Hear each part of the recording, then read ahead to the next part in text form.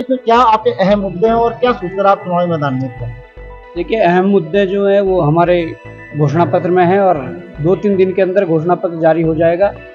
वही मुद्दे हैं जिन मुद्दों पर लड़ाई लड़ रहे हैं, जिन मुद्दों पर संघर्ष कर रहे हैं, जो इस प्रदेश हित के मुद्दे हैं, वही मुद्दे हमारे मुद्दे हैं और तैयारी बहुत बढ़िया चल रही है। जनता के बीच जाकर जो प्यार समर्थन मिल रहा है, कहीं न कहीं लग रहा है कि जनता बदलाव का मन बना चुकी है। अभी तक आपका बहुत लंबा एक संघर्ष रहा है, जेल तक आप गए, बहुत सारी चीजें। इनके बाद जो आज का युवा वर्ग है वो आपके साथ आपको किस रूप में दिखाई देता है? देखिए, संघर्ष लंबा रहा है और वो संघर्ष में हमें जो सफलता मिली है, वो कहीं न कहीं युवाओं की बदौलत मिली है, युवाओं की ताकत से मिली है। आज जिन युवाओं ने हमें आगे करके इस चुनावी रण में भेजा है, जिन अभिभावकों ने, जिन आंदोलनकारी शक्तियों ने हमें इस चुनावी रण में भेजा है, आज उन सबका आशीर्वाद है, उन सबका सहयोग है और उनके मनोबल में काफ़ी बढ़ोतरी हुई है कि जिस प्रकार से आज तक जो हमारी समस्याएं थी उनका समाधान सड़कों पर नहीं हो रहा था, उन्होंने कहा कि हमारे समस्याओं का जो समाधान है वो राजनीतिक रूप से लड़ाई लड़नी पड़ेगी और उसके लिए हम तैयार हैं, लड़ रहे हैं, बड़े मजबूती से चुनाव में खड़े हैं और कहीं न कहीं युवाओं और अभिभावकों का सहयोग के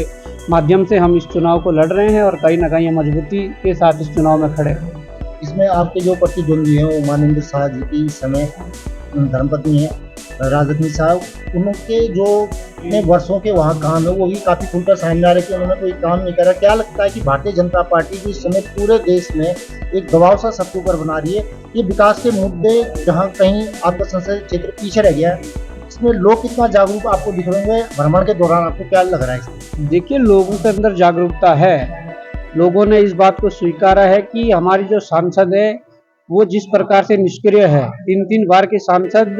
लोग कह रहे हैं कि 100 दिन की उपस्थिति उनकी 3 कार्यकालों में क्षेत्र में नहीं है। लोग कह रहे हैं कि जिस प्रकार से सांसद निधि क्षेत्र के विकास के लिए आती है,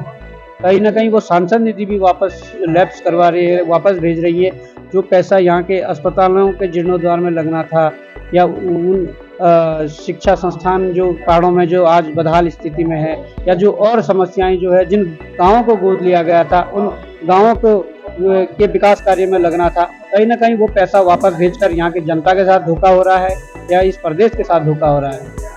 क्या आप अपील करेंगे इस लोकसभा चुनाव में अपनी? देखिए, हम अपील यही करना चाहेंगे कि सभी लोग इस बार अधिक से अधिक मतदान करें और आप लोगों को ये तय करना होगा कि आपके जनहित के मुद्दों को कौन उठाने वाला है, आपके जनहित के मुद्दों पर कौन संघर्ष करने वाला है या आपके बीच रहने वाला कौन व्यक्ति है। आपको ये तय करके इस बार फैसला करना है कि इस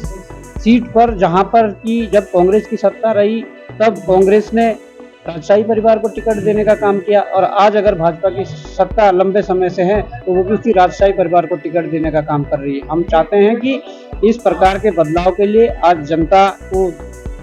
सामने आकर इस पर पूरी तरीके से आज वोट की चोट करनी पड़ेगी और मैं समझता हूं कि जनता जागरूक हो चुकी है और जनता को मैं विश्वास दिलाना चाहता हूं कि जिस ईमानदारी और कर्मठता के साथ हम लोगों ने 5-7 वर्षों से जो कार्य किया है,